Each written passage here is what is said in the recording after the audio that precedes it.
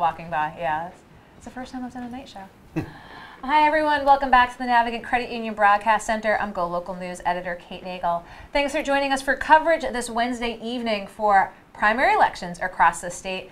I want to thank Rob Horowitz and Joseph Molina Flynn for coming in, and now I've got my next guest. Matt Gordino, professor of political science at Providence College. Thank you for coming in today. Hi, thank you. And Representative Anthony Giarrusso, my Republican voice here in studio. Thank you so much for joining us. Thank you for having me. It's a pleasure. Okay, well, we are awaiting results. They're starting to come in the Board of Elections site, so we're still going to be a bit in the prognostication side of things. But Matt, being a professor of political science, let's take a look at some of the races that have garnered some national attention.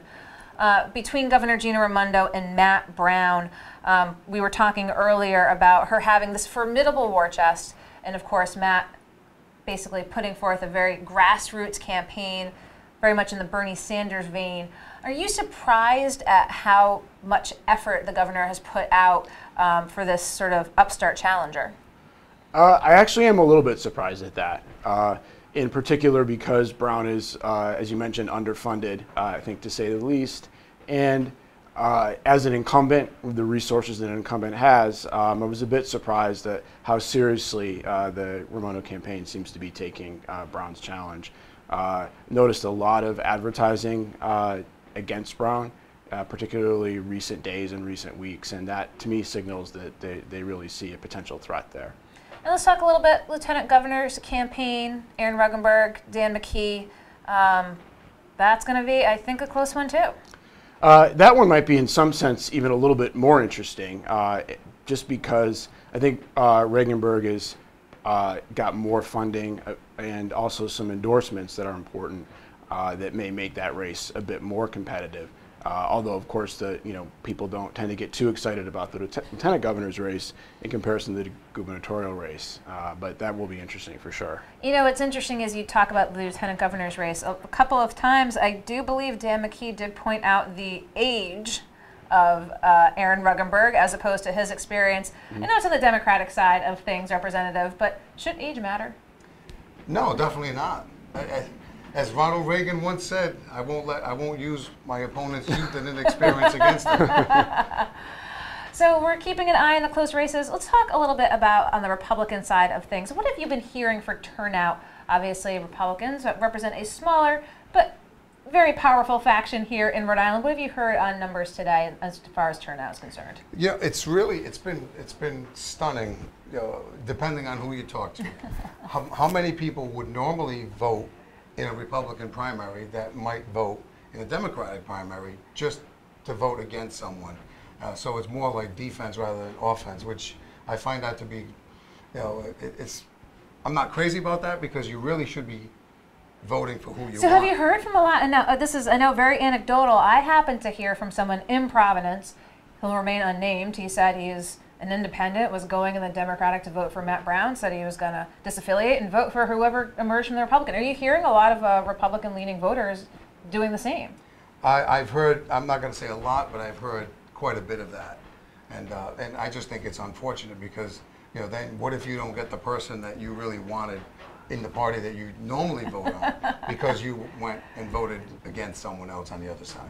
I mean, have you really heard of the strategy in sort of all your years in politics? Oh, I've heard it a number of times, and I'm sure that's why election laws make it so you have to choose one or the other, so you can't go offense on one and defense on the other. And so let's talk a little bit about other races as well. I want to talk with you, Matt, a little bit about the mayor's race here in Providence.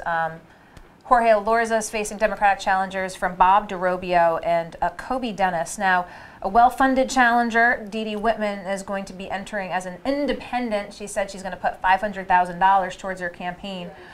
Like any other election that we're looking at this evening, does it matter how close it is in the primary as a referendum on how that candidate will potentially fare in the general?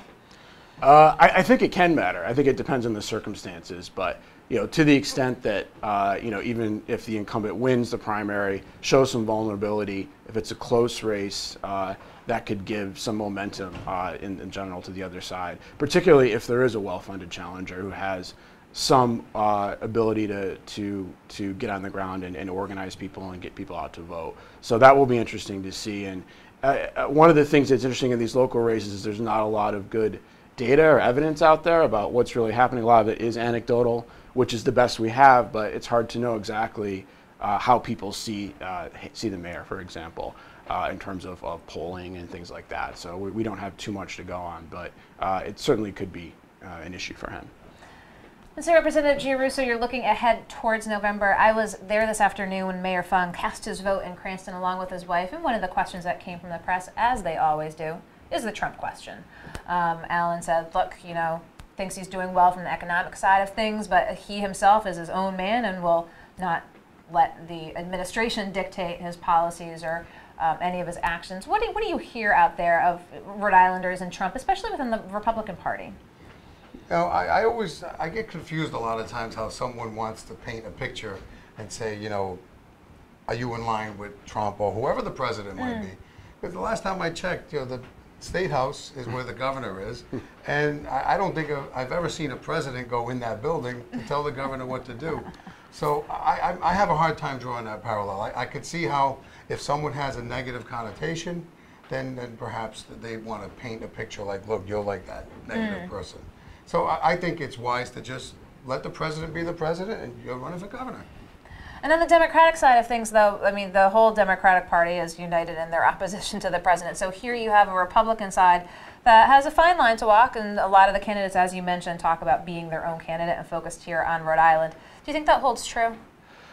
Yeah, I think that this idea of linking someone's perception of a national leader like the president to these local and state level races is problematic, but some people often do. And they kind of take out oftentimes their frustration or opposition with national conditions and national leaders on the local or state level. It's interesting on the Democratic side that certainly I think there's tons of unity against the president right now. However, they have their own internal divisions on the Democratic side. You see that nationally. You're seeing that play out a bit in Rhode Island as well, with some of these challengers more from the left and the progressive side. It'll be interesting to see if any of those folks gain some momentum or even potentially pick off a race or two here, because that might be a signal to... We are calling this race Raimondo win with 64% of the primary vote. Okay, getting the information here right now, breaking, calling the race, Governor Gina Raimondo emerging from the Democratic primary with 64% of the vote. We'll have more of that up on GoLocal shortly here. So now it's a fait accompli, at least on the Democratic side. So I want to talk to you, Representative, about what you hear. Again, you're focusing on the general, but what do you hear from folks in your district about the current Raimondo administration? Believe it or not, I hear more complaints from the Democrats in my district because they can't forgive her for what she did to their pension. And they all understand that sometimes you have to make some concessions, but they think that a lot of those concessions were squandered with all these six-figure jobs and the free tuition and things like that that could have gone to adjust the COLAs that they were not given for the past 7, 8 years, whatever it's been, that they haven't received the COLA. We've seen signs across the state. They've already popped up. ABG. Was the original ABC anyone but Carolina? Was that the first? I didn't harken back to basketball days. We've seen the ABG around the state quite often. So, Matt, I mean, do you think, to Representative Giarrusso's point, I mean, that disaffected Democrat who might be very upset with the current governor, you're faced with only a finite amount of choices in the general election. Is that enough to move some Democrats? It could be. It's an interesting situation. I think, if anything, it's more likely to maybe depress some turnout, people not wanting to necessarily vote. A protest. Yeah, kind of a protest. And there's no Bob Healy protest vote this time. Exactly. No one to protest vote for, perhaps, but protest by staying home. So that'll be really important. And I do think that the governor is vulnerable, not only because of the pension issue, but just unusually low approval ratings, I think, for someone in the kind of conditions that we have in Rhode Island. So that will be very interesting to see. So 64%, as GoLocal just reported, Governor Gina Raimondo emerging from the Democratic primary victorious.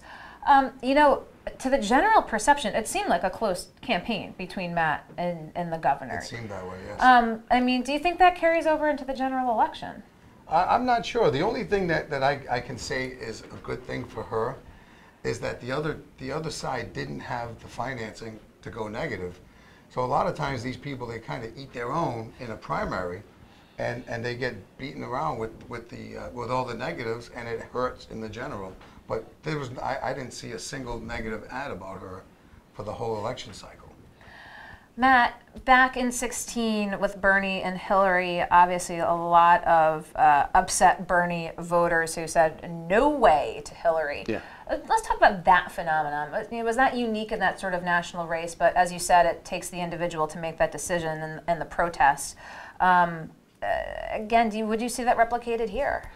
There may be an element of that here. I mean, probably not on the scale that we saw in 2016 at the national level, but I do think that sentiment is real, and I think that, for example, Sanders himself endorsed Reaganburg, and so, that kind of sense that, there's a kind of progressive activism here and energy that could be, is upset with the governor and what she seems to represent, that could play a role here for sure. And one can only guess, unless we had Bernie Sanders here in the studio with us tonight. We had reached out to Matt Brown's camp probably about a week ago and asked, are you seeking Bernie Sanders' endorsement? And the response was that the response happened to be he doesn't endorse challengers to sitting Democrats, and then we see Aaron Reaganburg. I mean, why do you think that he couldn't get it seemed like Matt Brown was turning the pages of the Bernie Sanders playbook. It did seem that way, and I really don't have a good answer to that question. I mean, sometimes these decisions are as, just speculating a little, as strategic as they are about ideology or ideas that, maybe the Lieutenant Governor's challenger was more seen as a better bet in a way, having a better chance to win. And, you really want to endorse people who you feel, given the conditions, right, have a chance to be really credible. And maybe given his underfunded nature, Brown's, that was a factor, but I'm only speculating. Now, I do want to ask, we do have some resources behind us. New numbers emerging in the Raimondo race. 56-34 with 86% reporting across the state.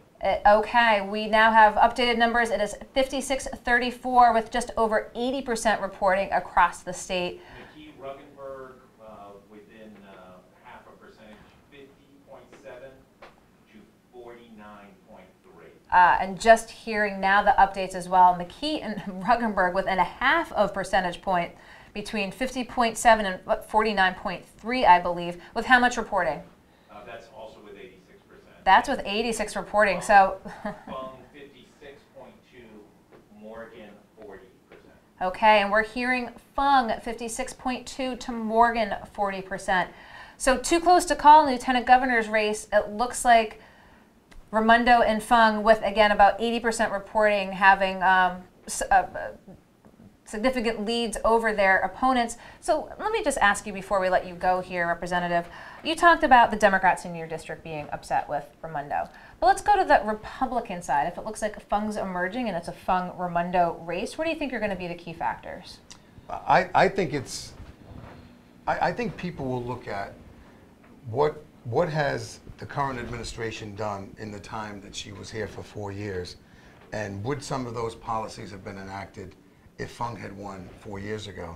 And I think they should be energized, because even if they were supporting Morgan or Ferrocci, I think that's irrelevant, because I think that the Republicans will wholeheartedly support whichever Republican comes out of the race tonight. And do you envision a staunch campaign, perhaps, that a vote for Trillo is a vote for Raimondo amongst the Republican Party? I think so, absolutely. It's going to be deja vu all over again. A very different protest candidate than Bob Healy, but Rhode Island is no stranger to three-way races in the general. Do you think Trillo goes through to the final day? I think he does. Yeah. I mean, he ruined his boat over this. I mean, what else can he do? He's got money to spare. Well, again, the number is coming in here. Lieutenant Governor's race, too close to call. Raimondo, 56-34 with 80% reporting. Fund 5640. I believe the full numbers will be available on golocalprov.com. But we appreciate your tuning in for this live coverage here in the Navigant Credit Union Broadcast Center. I appreciate picking the top political brains between Representative Anthony Giarrusso. Thank you so much. You're welcome. And Matt Gardino, Professor of Political Science at Providence College, who we've had the opportunity to quote in articles before, but never in studio. So I want to thank you for coming down the hill here to Providence. Thank you. And don't go anywhere. We're going to be back with our next guests here, including former Governor Lincoln Chafee. So don't go anywhere. We'll be back here at the Navigant Credit Union Broadcast Center.